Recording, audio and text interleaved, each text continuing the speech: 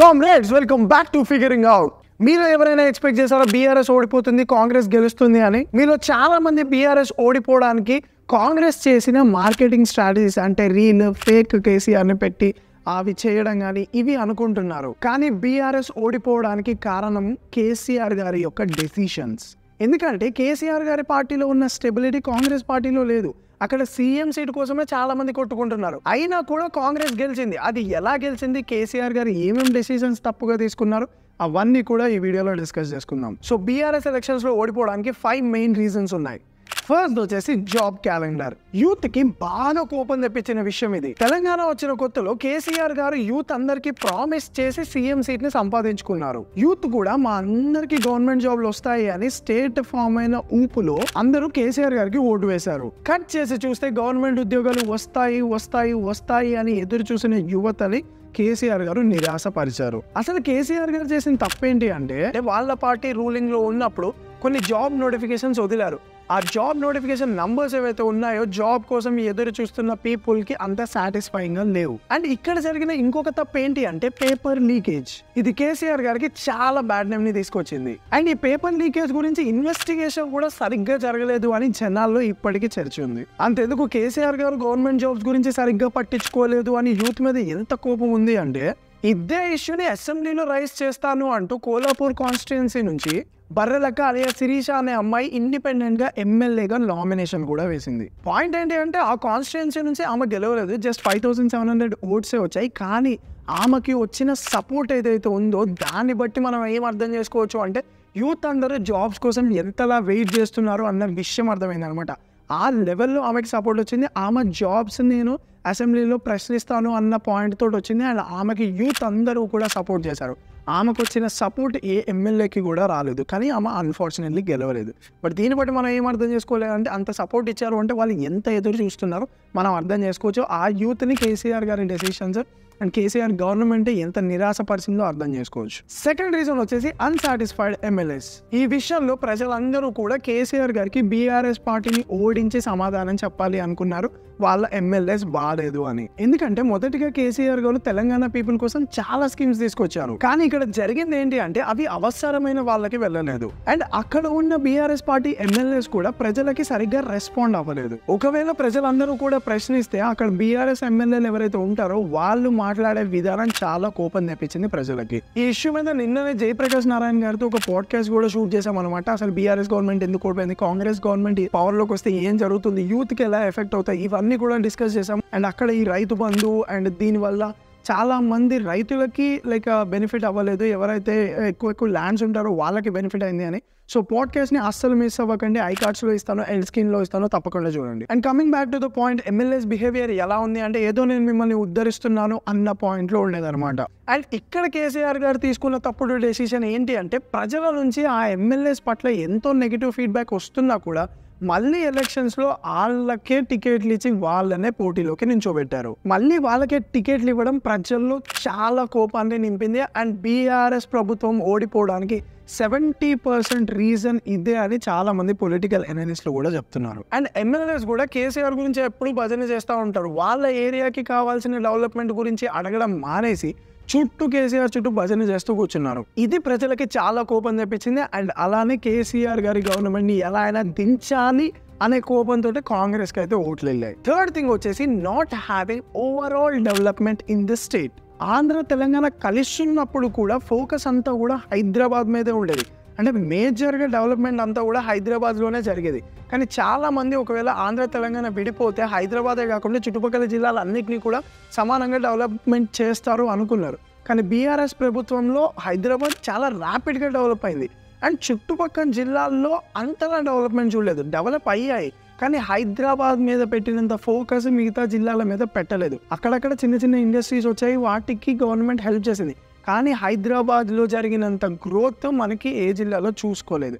And of course అది capital కాబట్టి బాగా డెవలప్మెంట్ చేశారు. కాకపోతే వేరే జిల్లాని చాలా తక్కువగా కన్సిడరేషన్లోకి తీసుకొని దీన్ని ఎక్కువగా ఫోకస్ చేస్తూ వెళ్ళారు. అండ్ హైదరాబాద్ని బాగా డెవలప్ చేయడం వల్ల దాని మీదనే ఎక్కువ ఫోకస్ పెట్టడం వల్ల తెలంగాణలో యువత ఎక్కడ చదువు కంప్లీట్ చేసినా ఎక్కడ చదువుకున్నా కూడా ఉద్యోగం కోసం హైదరాబాద్కే రావాల్సి వచ్చేది. అదే మనకి వేరే జిల్లాని కూడా కొంచెం ఎక్కువగా కాన్సన్ట్రేట్ చేసి డెవలప్ చేసి ఉంటే ఉద్యోగ అవకాశాలు అన్నీ కూడా యువతకు అక్కడ వచ్చాయి. అండ్ ఇంకొక విషయం ఏంటి అంటే హైదరాబాద్ మొదటి నుంచి ఐటీ ఫోకస్డ్గానే ఉంది. ఐటీలో పెట్టినంత శ్రద్ధ మనకి వేరే ఏ ఇతర సెక్టార్స్లో పెట్టలేదని తెలుస్తుంది. అండ్ ఇదే పాయింట్ ప్రజల మైండ్లో కూడా చాలా స్ట్రాంగ్గా ఉంది. ఐటీ మీద పెట్టినంత శ్రద్ధ మనకి వేరే ఏ ఇతర సెక్టార్స్లో పెట్టలేదు అని. అండ్ ఈ పాయింట్ కూడా కేసీఆర్ గారి ప్రభుత్వానికి కొంచెం నెగిటివ్ సైడ్ అయితే తీసుకెళ్ళింది. అండ్ ఫోర్త్ రీజన్ వచ్చేసి కేసీఆర్ గారి ఫ్యామిలీ రూలింగ్. మీరు గమనిస్తే కేసీఆర్ గారు గవర్నమెంట్ ఫామ్ చేసిన తర్వాత నుంచి ఇప్పటి వరకు ఆ పార్టీలో హైయెస్ట్ పొజిషన్స్లో వాళ్ళ ఫ్యామిలీ మెంబర్సే ఉన్నారు. ఉదాహరణకి బీఆర్ఎస్ గవర్నమెంట్ ఉన్న 10 years మొత్తం కూడా ఐటీ మినిస్టర్గా కేటీఆర్ గారు ఉన్నారు. అండ్ హరీష్ రావు గారిని ఇరిగేషన్ డిపార్ట్మెంట్కి, అండ్ కవితక్కని ఎక్కువ మీడియా ఫోకస్ అయ్యేలా పదవులు ఇవ్వడం. సో ఈ డెసిషన్స్ అన్ని కూడా కేసీఆర్ గారి ప్రభుత్వం మీద కొంచెం నెగిటివిటీని అయితే చూపించాయి. ఇదే మెయిన్ రీజన్ అని నేను చెప్పను, దీనివల్ల కూడా కొంచెం ఎఫెక్ట్ అయితే పడింది. అండ్ ఇంకొక పాయింట్ ఏంటి అంటే మీటింగ్స్లో కూడా ఈ ఫ్యామిలీ మెంబర్స్ యొక్క స్పీచ్ని ఎక్కువగా మీడియాలో సర్క్యులేట్ అవుతూ ఉంటాయి. అండ్ ఈ ఫ్యామిలీ మెంబర్స్ చేసిన ఈవెంట్స్ ఎక్కువగా మీడియాలో సర్క్యులేట్ అవుతూ ఉంటాయి. సో దీనివల్ల ఏమవుతుంది అంటే ప్రజల్లో అరే వీళ్ళని కావాలని కొంచెం లేపుతున్నారు, అరే వీళ్ళు ఇది కాబట్టి వీళ్ళ రిలేషన్ కాబట్టి ఇలా అవుతున్నారు అని చెప్పి కొంచెం నెగిటివిటీ అయితే స్ప్రెడ్ అయింది. సో దీనివల్ల ఏమైంది అంటే బీఆర్ఎస్ అంటే లైక్ కేసీఆర్ గారు లేదా కేటీఆర్ గారు లేకపోతే వాళ్ళ ఫ్యామిలీ మెంబర్స్ అన్నట్టు అయిపోయింది. కేసీఆర్ గారు అండ్ ఫ్యామిలీ మెంబర్స్ కాకుండా బీఆర్ఎస్ పార్టీలో ఎవరైనా స్ట్రాంగ్ క్యాండిడేట్, ఎవరైనా అప్కమింగ్ లీడర్ గ్రో అవుతున్నారు అనడానికి లైక్ చాలా తక్కువ ఛాన్సెస్ ఉన్నాయి, చాలా తక్కువ పాసిబిలిటీస్ ఉండేవి. అయితే ఇంకొక పాయింట్ ఏంటి అంటే కాంగ్రెస్ ఇక్కడ ఈ థింగ్ని ఏదైతే కుటుంబ పాలన ఉందో అంటే బీఆర్ఎస్ పార్టీలో మేజర్గా వాళ్ళ ఫ్యామిలీ మెంబర్స్ ఉన్నారో సో ఆ థింగ్ని కాంగ్రెస్ ఆయుధంగా మార్చుకుంది. అండ్ వాళ్ళ క్యాంపెయిన్ మొత్తం కూడా వాళ్ళ కుటుంబ పాలన కుటుంబ పాలన కుటుంబ పాలన అని చెప్పి ప్రజల మైండ్లో లైక్ పెట్టింది అనమాట. సో ఇది బీఆర్ఎస్ ప్రభుత్వం ఓడిపోవడానికి one of the reason. And fifth thing వచ్చేసి కేసీఆర్ గారి బిహేవియర్. కేసీఆర్ గారి మీద ఉన్న మరొక కంప్లైంట్ ఏంటి అంటే ఎవరిని దగ్గరికి రానియరు అని. తెలంగాణ రాకముందు ఆయన ప్రజల్లోనే ఉన్నారు, వాళ్ళతో పాటు తిరిగారు, వాళ్ళలోనే ఉన్నారు. కానీ తెలంగాణ వచ్చిన తర్వాత ఆయన ప్రజలతో కలవడం చాలా చాలా చాలా తగ్గించేశారు.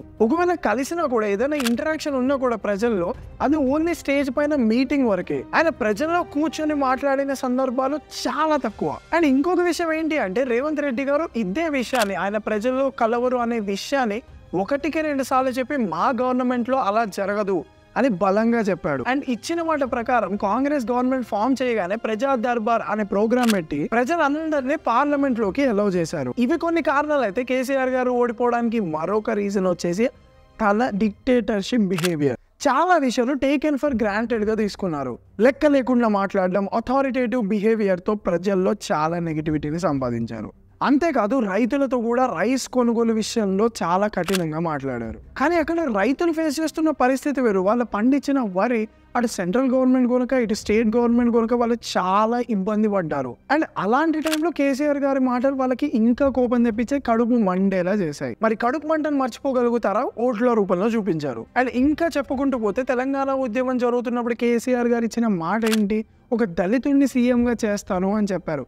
కానీ ఆయన సీఎం సీట్ ఎక్కారు. ఇంకా పెద్ద విషయం ఏంటి అంటే కూతూరి liquor scam, Kaleshwaram project failures, party పేరు టీఆర్ఎస్ నుంచి బీఆర్ఎస్ కి మారడం, ఇవన్నీ కూడా ఆయన గవర్నమెంట్ పడిపోవడానికి కొన్ని కారణాలే. అయితే కాంగ్రెస్ ఈ రీజన్స్ అన్నిటిని కూడా చాలా స్ట్రాంగ్ గా వాళ్ళ క్యాంపెయిన్ లో యూజ్ చేసుకుంది. అండ్ వీటన్నిటిని కూడా ఈ ప్రాబ్లమ్స్ అన్నిటినీ కూడా డిజిటల్ యాడ్స్ లా కన్వర్ట్ చేసి అంటే ఒక ఫేక్ డూప్లికేట్స్ కేసీఆర్ గారిని పెట్టి ఆ సిచ్యువేషన్ ని ప్రజలకి కన్వే అయ్యేలా షూట్ చేసి సునీల్ కొనుగోలు అనే మార్కెటింగ్ స్ట్రాటజీస్ పర్సనల్ గా ఈ యాడ్స్ లో కేర్ తీసుకొని క్యాంపెయిన్స్ అయితే రన్ చేశారు. అంతేకాదు రాహుల్ గాంధీ భారత్ జోడో అనే యాత్రని కూడా వెనకుండి నడిపించింది ఈ సునీల్ కొనుగోలు గారే. అండ్ కాంగ్రెస్ వల్లే తెలంగాణ వచ్చింది, తెలంగాణ రావడానికి రీజన్ కాంగ్రెస్ అని మళ్ళీ ప్రజలకి గుర్తు చేశాడు సునీల్ కొనుగోలు. ఇలా చాలా వైపుల నుంచి బీఆర్ఎస్ ని లాక్ చేశారు. ఇంకా సింపుల్ గా చెప్పాలి అంటే బీఆర్ఎస్ మీద ఉన్న నెగిటివిటీ కరెక్ట్ గా యూజ్ చేసుకొని కాంగ్రెస్ ని గెలిపించేలా చేశారు. అయితే ఇప్పుడు ఇంకొక పాయింట్ ఏంటి అంటే ఇప్పుడు ఫామ్ అయిన కాంగ్రెస్ గవర్నమెంట్ బీఆర్ఎస్ ప్రభుత్వం కన్నా మంచిగా డెవలప్ చేస్తుందా,